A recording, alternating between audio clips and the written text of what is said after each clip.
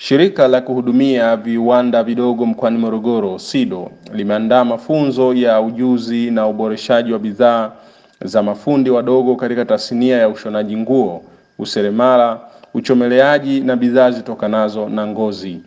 Mafunzo hayo yanayotolewa kwenye wilaya za Morogoro, Kilosa na Gairo Mkoani Morogoro kwa kipindi cha wiki 8 mfululizo, kwa sasa yameanza kutolewa kwa mafundi ushonaji nguo wilaya ya Morogoro.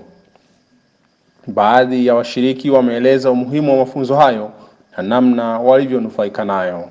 Kwa semina hii tumepata mambo mengi sana.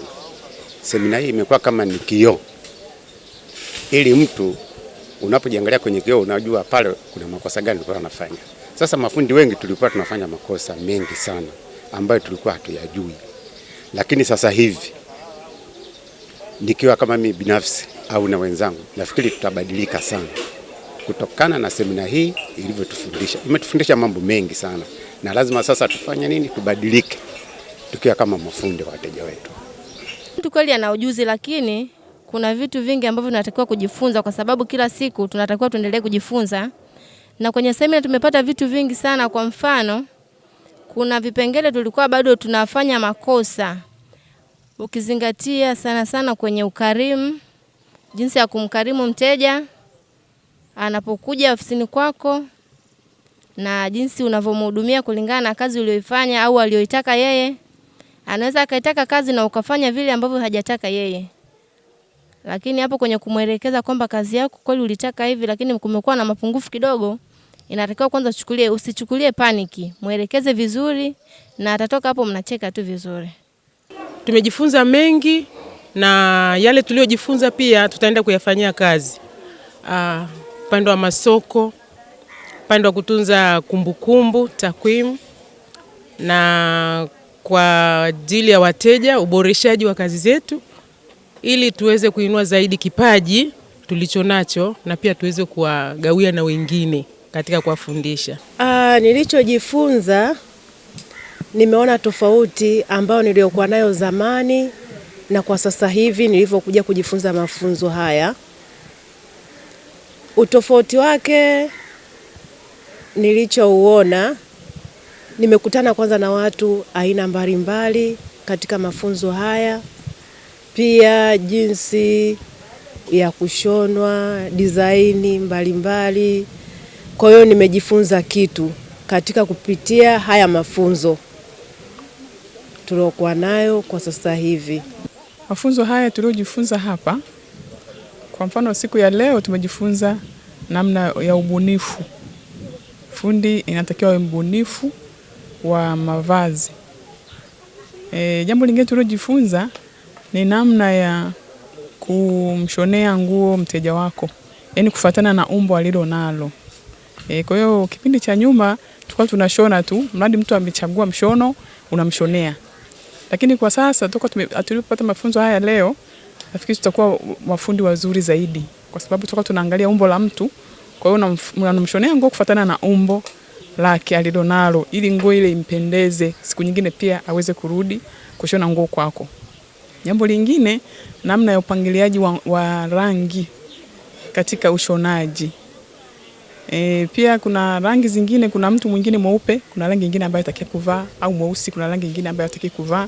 Kwa hiyo tumefundishwa rangi mbalimbali kuhusiana na rangi ya mtu, yani kuweza kudesign nguo nzuri kulingana na rangi yake na kulingana na umbo lake alilonalo. Kuzingatia vitu ambavyo ni vya msingi katika mpangilio wa design. Mfano kama matumizi ya mistari, rangi, umbo la mtu mwenyewe muhusika, design kwa namna gani.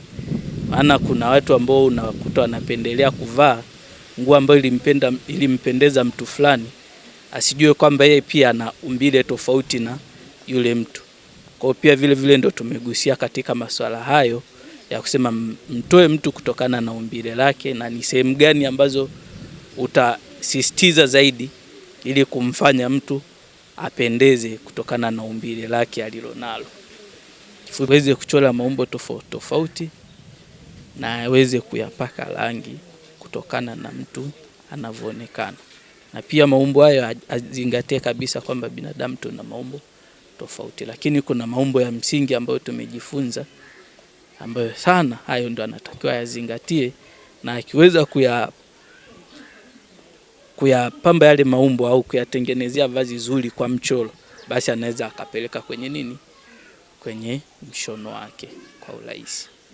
Meneja wa SIDO mkoa wa Morogoro Hayo, yeye amewataka washiriki hao ambao ni mafundi wa kushona nguo kuzingatia kile ambacho wamefundishwa na wakufunzi ili kuleta tija katika tasnia ya ushonaji nguo, lakini pia kwa manufaa yao na taifa kwa ujumla. Tanzania viwanda inawezekana kweli? Basi jamani, bila viwanda hakuna kitu. Si unajua kama hakuna kiwanda, wewe kila siku utategemea, utakuwa wewe kazi yako kila siku ni mchuuzi na mteja wa wengine. Kwa hiyo na sisi tuwe tunawafanya wenzetu nao wa uchuuzi wa bidhaa zetu, si ndio? Sawa, nashukuru sana, niwape hongera sana kwa kuweza kupata fursa hii na kuweza kuhudhuria mafunzo haya kwa muda wa siku 5. Kama ambavyo mlielezwa siku za awali, mafunzo haya lengo lake kuu ilikuwa ni katika kuboresha ujuzi katika hiyo tasnia ya ufundi wa nguo au ushonaji.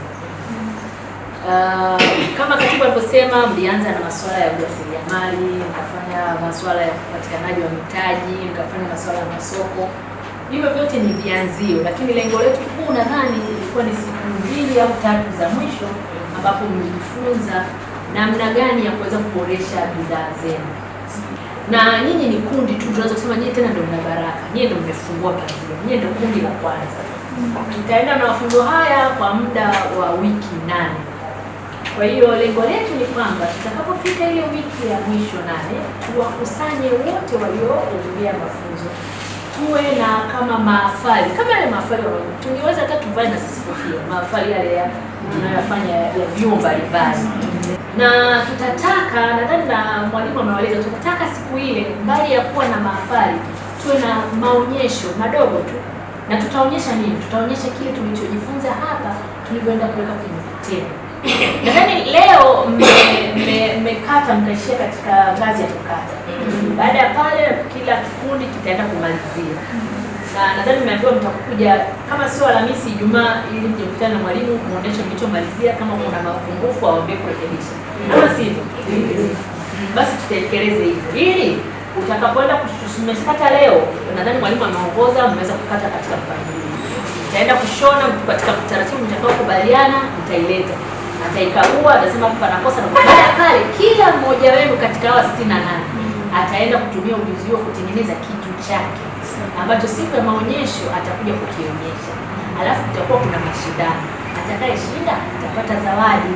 Sambamba na utoaji mafunzo hayo, SIDO Morogoro pia inawakaribisha wajasiriamali wote ambao wameshiriki mafunzo kufuata taratibu za uombaji wa mikopo ili kuendeleza viwanda sanjari na biashara zao kwa lengo la kuboresha kipato. Masuala ya mtaji tunawakaribisha SIDO. Unajua washakufunza kwa damani nzima. SIDO tunawakaribisha. Tuna huduma ya mikopo kama kawaida.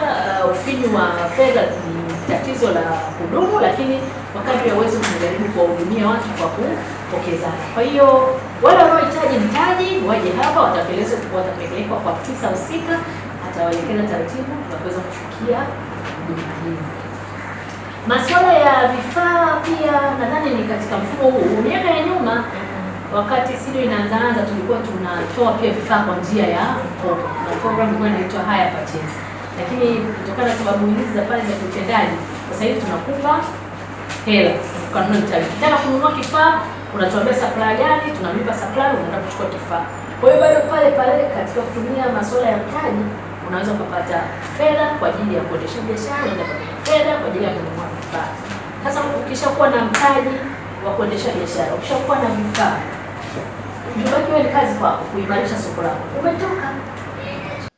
Baada ya wiki ya kwanza ya mafunzo kwa mafundi ushonaji na wabunifu nguo kumalizika, kifuatacho sasa ni wiki ya pili ambayo itawahusisha mafundi uselemala.